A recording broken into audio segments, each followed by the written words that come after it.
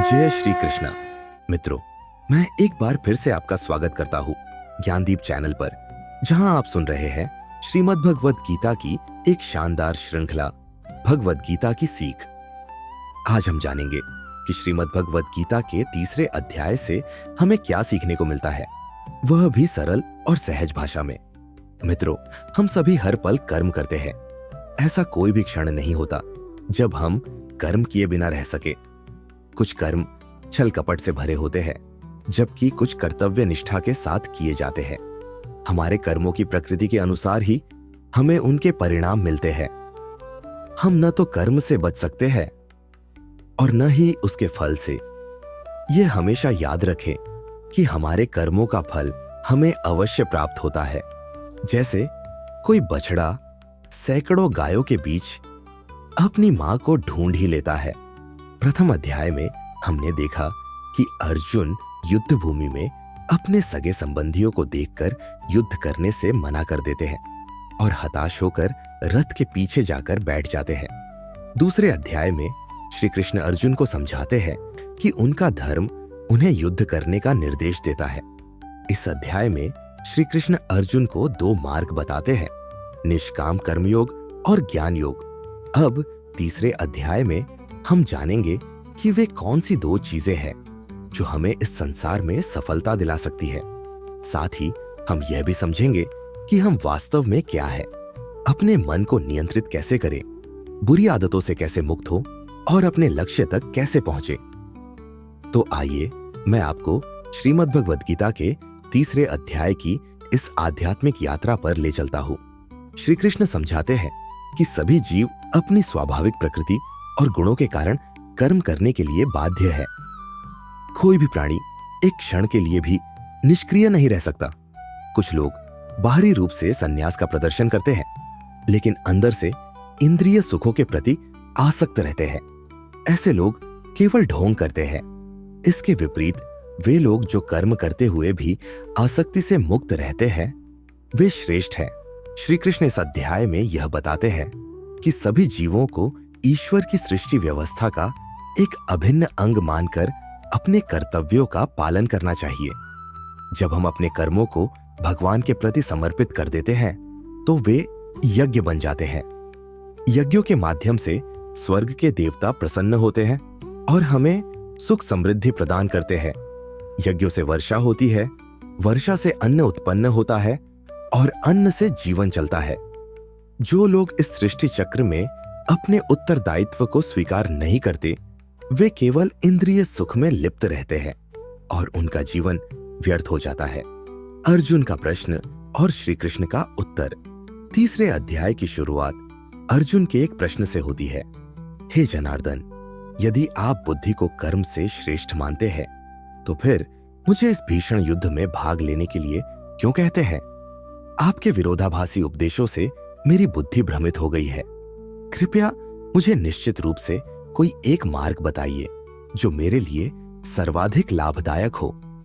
श्री कृष्ण उत्तर देते हैं, हे निष्पाप अर्जुन, मैंने पहले ही दो मार्गों का वर्णन किया है, ज्ञान योग और कर्म योग। ज्ञान योग उन लोगों के लिए है जो चिंतन और मनन में रुचि रखते हैं, जबकि कर्म योग उन लोगों के लिए है जो कर्म करना पसंद करते हैं।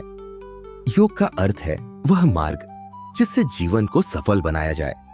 ज्ञान योग और कर्म योग दोनों ही मार्गों में कर्म आवश्यक है।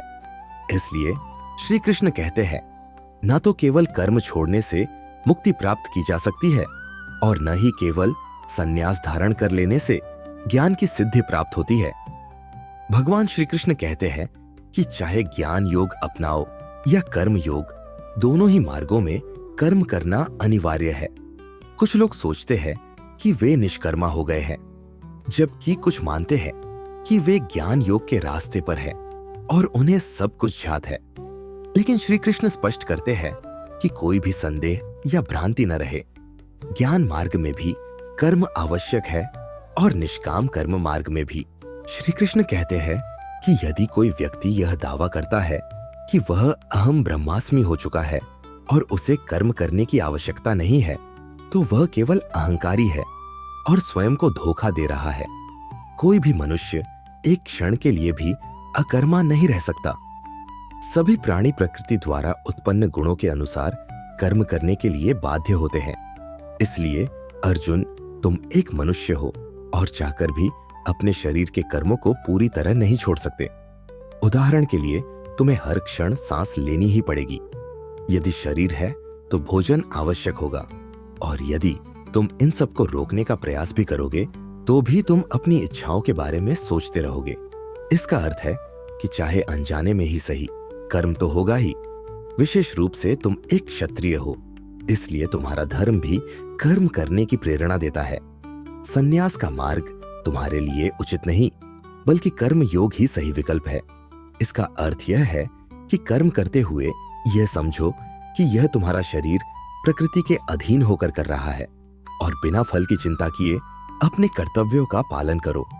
यदि तुम स्वयं को अपने कर्मों का कर्ता नहीं मानोगे तो मैं तुम्हारा कर्ता बनूंगा, और जब मैं तुम्हारा कर्ता बनूंगा तो तुम्हें बिना मांगे ही वह सब प्राप्त होगा जिसकी तुम्हें आवश्यकता है। लेकिन यदि तुम बिना परिश्रम के इन सुख सुविधाओं का उपभोग करोगे तो तुम्हें चोर माना जाएगा और तुम परमात्मा से कभी नहीं मिल पाओगे। जिस प्रकार महान लोग खाने के लिए नहीं जीते बल्कि जीने के लिए खाते हैं, उसी तरह तुम्हें भी परिणाम की चिंता किए बिना कल्याण के लिए युद्ध करना चाहिए। हे अर्जुन, तुम मनुष्यों में श्रेष्ठ हो, इसलिए जैसा तुम करोगे वैसा ही तुम्हारी संतति और भविष्य की पीढ़ियां करेंगी। अब मुझे ही देख लो, मैं भगवान होते हुए भी कर्म करता हूं, क्योंकि मनुष्यों की आत्मा मेरा ही अंश है। यदि मैं कर्म न करूं तो पूरी सृष्टि नष्ट हो जाएगी। इसलिए यदि कोई तुम्हारा साथ न दे या आलोचना करे तो भी तुम बिना विचलित हुए अपना कर्म करते जाओ। ऐसा करने से अंततः वे भी तुम्हारा अनुसरण करेंगे।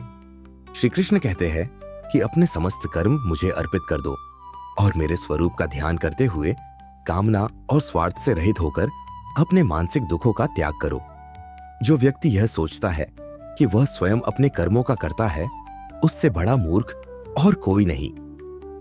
ज्ञानी जन ऐसे मूर्खों से वाद विवाद नहीं करते, बल्कि उन्हें उनके मार्ग पर छोड़ देते हैं। अर्जुन, स्वयं को कर्म के बंधन से मुक्त करो और बिना किसी आशा, दया या पछतावे के अपना धर्म निभाओ। दूसरों के धर्म का अनुसरण करने की अपेक्षा अपने धर्म का पालन करना सदैव श्रेष्ठ होता है, भले ही उसमें कुछ त्रुटियां क्यों न हो। अर्जुन ने प्रश्न किया, यदि मनुष्य स्वयं परमात्मा का अंश है तो वह गलतियां क्यों करता है और बुरे कार्यों की ओर क्यों आकर्षित होता है? भगवान श्री कृष्ण उत्तर देते हैं, मनुष्य का शरीर भोग विलास चाहता है क्योंकि उसकी प्रकृति ऐसी ही है। जब उसकी इच्छाएं पूरी नहीं होती तो उसे क्रोध आता है।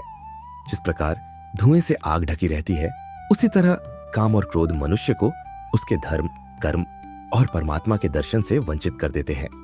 इसी कारण वह अपनी इंद्रियों और मन पर नियंत्रण खो बैठता है और अनचाहे भी गलतियां कर बैठता है। हे अर्जुन, सदैव याद रखना, इस शरीर से अधिक शक्तिशाली इसकी इंद्रियां हैं। इंद्रियों से अधिक शक्तिशाली मन है, मन से अधिक शक्तिशाली बुद्धि है, और बुद्धि से भी अधिक शक्तिशाली है आत्मा। इसलिए अर्जुन, अपनी आत्मा की शक्ति को पहचानो, बुद्धि से मन को वश में करो और मन से इंद्रियों को नियंत्रित करो। यही सच्चा आत्मसंयम और मुक्ति का मार्ग है। मन और इंद्रियों का संतुलन। मन इन इंद्रियों को वश में करेगा और इंद्रियां शरीर को, यानी तुम्हारे कर्मों को। साथियों, आज हम श्री कृष्ण के इन उपदेशों को आधुनिक जीवन के संदर्भ में समझने का प्रयास करेंगे। इस दुनिया में परिणाम दो ही चीजों से आते हैं, ज्ञान और कर्म, यानी आपकी समझ और आपके कार्य। ये दोनों अलग अलग है, लेकिन जब हम इसमें इन्हें जोड़कर देखते हैं तो समझ में आता है कि हमारे लिए ज्ञान उतना ही जरूरी है जितना कर्म। ज्ञान का मतलब सिर्फ परीक्षा पास करने के लिए रटने से नहीं है। सच्चा ज्ञान यह है कि आप पहले यह समझें कि आपका लक्ष्य क्या है, आपकी क्षमता और योग्यता कितनी है, आपकी कमजोरियां क्या है, और इन सबको मिलाकर लक्ष्य तक पहुंचने की आपकी योजना क्या होनी चाहिए। यही ज्ञान योग है।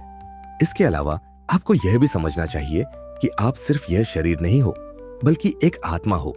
आत्मा यानी आपके विचार, आपकी भावनाएं और आपके कार्यों से कहीं ऊपर एक शुद्ध अस्तित्व।